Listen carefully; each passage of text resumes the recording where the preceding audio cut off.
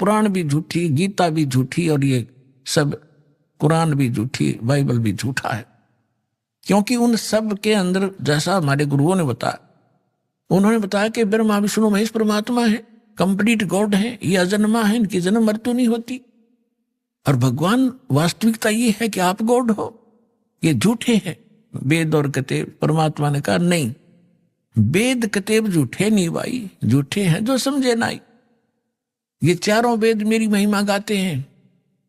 परमात्मा कहते हैं कि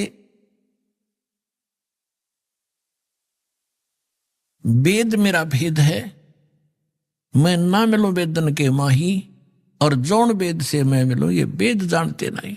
ये चारों वेद मेरी महिमा से परिपूर्ण हैं, लेकिन इन वेदों में वर्णित विधि से मेरे पाने की, सतलोक जाने की विधि नहीं है, वो मार्ग नहीं है, मंत्र नहीं है, जिस कारण से मैं इन वेदों में वर्णित विधि से मेरी प्राप्ति नहीं हो सकती।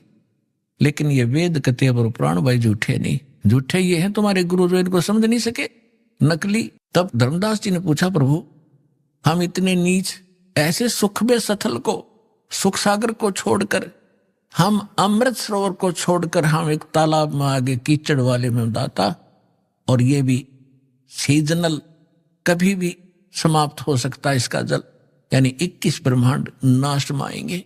हे दाता, फिर आपने हम पर कैसे दया करी, आपने कैसे दया करी हम नीच प्राणियों पर दाता, आप कैसे आए, किस लिए, क्या कारण हुआ आपने यहाँ हमें फिर भी आने का। परमात्मा ने कहा, भाई आप मेरी आत्मा हो, चींटी से लेकर हाथी तक।